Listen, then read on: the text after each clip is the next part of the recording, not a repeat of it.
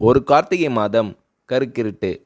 செங்கல்பட்டிலிருந்து படப்பிடிப்பை முடித்து கொண்டு எம்ஜிஆர் அவர்கள் நடுநிசி 12 மணி வாக்கில் காரில் வந்து கொண்டிருக்கிறார்.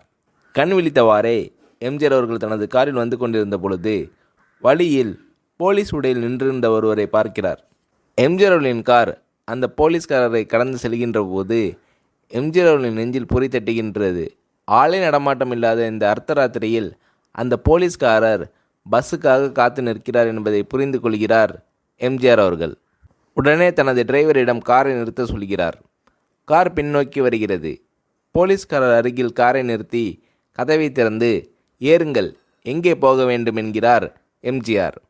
பரவாயில்லை, நான் பஸ்ஸிலே வந்து விடுகிறேன் என்கிறார் அந்த போலீஸ்காரர்.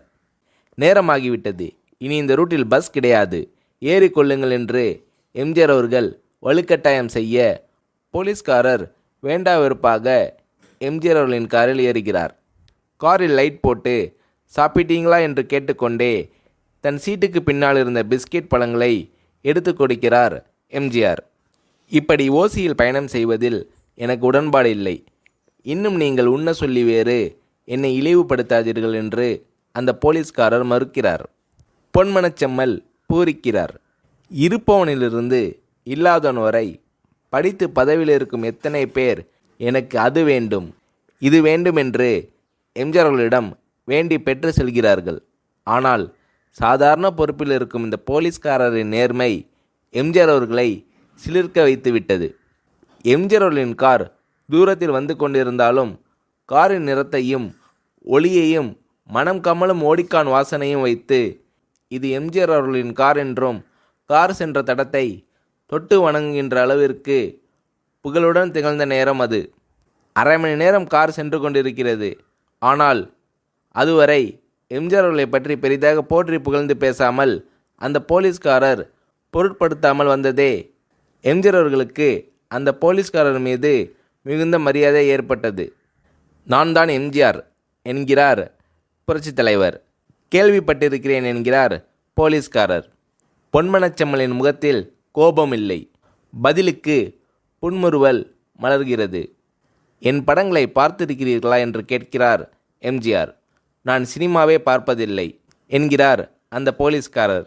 புரட்சித் தலைவர் இன்னும் பிரமிக்கிறார். இப்பொழுது கார் சத்தத்தை தவிர ஒரே நிசப்தம். போலீஸ்காரர் தனது வீட்டிற்கு 1/2 கிலோமீட்டருக்கு முன்பே காரை நிறுத்த சொல்லி இங்கேயே இறங்கிக் கொள்கிறேன் என்கிறார். ஏன், நீங்கள் குறிப்பிட்ட அந்த விலாசம் இன்னும் 1/2 கிலோமீட்டர் தூரம் இருக்கிறதே என்கிறார் எம்ஜிஆர். சாதாரண போலீஸ் உத்தியோகத்தில் இருக்கும் நான் காரில் வந்து இறங்கினால் என் வீட்டிற்கு அருகில் உள்ளவர்கள் என்னை தவறாக நினைத்து கொள்வார்கள். இதுவரை இப்படி நான் யார் காரிலும் ஓசியில் வந்து பழக்கமில்லை. நீங்கள் இவ்வளவு தூரம் செய்த உதவிக்கு நன்றி என்கிறார் அந்த போலீஸ்காரர். புரட்சித் தலைவர் எம்ஜிஆர் அவர்கள் அதற்கு மேல் எதுவும் பேசவில்லை. அவர் எந்த போலீஸ் ஸ்டேஷனில் பணிபுரிகிறார் என்பதை மட்டும் கேட்டு தெரிந்து கொண்டு கிளம்புகிறார். அடுத்த நாள் செங்கல்பட்டு போலீஸ் ஸ்டேஷனுக்கு ஃபோன் செய்து, நான் எம்ஜிஆர் பேசுகிறேன் என்கிறார் புரட்சித் தலைவர். ஃபோனை எடுத்த டிஎஸ்பி உதறலோடு உற்சாகத்தோடும் தலைவரை வணக்கம் என்கிறார். இரவு சந்தித்த போலீஸ்காரரை பற்றி விசாரிக்கிறார் எம்ஜிஆர். நீங்கள் குறிப்பிடும் அவர் இன்று விடுப்பில் இருக்கிறார். அவர் கையூட்டு வாங்காதவர், கடமை தவறாதவர், காவல்துறை நேர்மைக்கு இவரே இலக்கணம். வெற்றிலை பாக்கு, பீடி, சிகரெட் போன்ற லாகிரி வஸ்தோ, நாடகம், சினிமா போன்ற பொழுதுபோக்கு அம்சங்களையெல்லாம் இவர் அறியாதவர். கல்யாண வயதில் உள்ள 3 பெண்களையும் கரை சேர்க்க முடியாமல் கஷ்டத்தில் இருக்கிறார் என்கின்ற விபரங்கள் டிஎஸ்பியால் எம்ஜிஆர் அவர்களுக்கு சொல்லப்படுகிறது.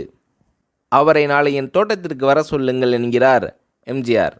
பேசிக்கொண்டிருந்த டிஎஸ்பி உங்களோடு ஃபோனில் ஆளுக்கு ஒரு வார்த்தை பேச இன்ஸ்பெக்டர், சப் இன்ஸ்பெக்டர் உள்ளிட்ட எல்லோரும் ஆசைப்படுகிறார்கள்.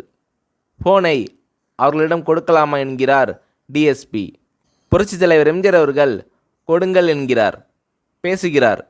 அந்த போலீஸ் ஸ்டேஷனே புண்ணியம் பெற்றதாக புலகாகிதம் அடைந்தனர் அந்த போலீஸ்காரர்கள். மறுநாள் அந்த போலீஸ்காரர் ராமவரம் தோட்டத்திற்கு அழைத்து வரப்படுகிறார். அவரிடம் பேப்பரில் மடித்த பெரிய பணக்கட்டை கொடுத்து, இதை வைத்து உங்கள் பெண்களின் கல்யாணத்தை நடத்துங்கள் என்கிறார் எம்ஜிஆர். அந்த போலீஸ்காரர் மறுக்கிறார். நான் ஏதாவது உங்களிடம் காரியமாற்ற சொல்லி அதற்காக பணம் கொடுத்தால் அது தவறு. என்னால் ஆக வேண்டியது உங்களுக்கும், உங்களால் ஆக வேண்டியது எனக்கும் எதுவும் இல்லை. நான் உங்கள் கூட பிறந்த ஒரு சகோதரனாக நினைத்து கொடுக்கிறேன். பெற்றுக்கொள்ளுங்கள் என்று சொன்ன பிறகு கேட்டும் கூட கிள்ளி கொடுக்காத கனவான்கள் வாழும் இந்த உலகில் ரோட்டில் நின்றவனை அழைத்து சென்று அள்ளி கொடுத்த புரட்சித் தலைவர் எம்ஜிஆர் அவர்களின் கருணையில் நெகிழ்ந்து போய் பெற்றுக்கொள்கிறார் போலீஸ்காரர். பிறகு ஒரு தேதியில் புரட்சித் தலைவரே சென்று அந்த போலீஸ்காரரின் 3 பெண்களின் திருமணத்தை நடத்தி வைத்து வாழ்த்தியிருக்கிறார்.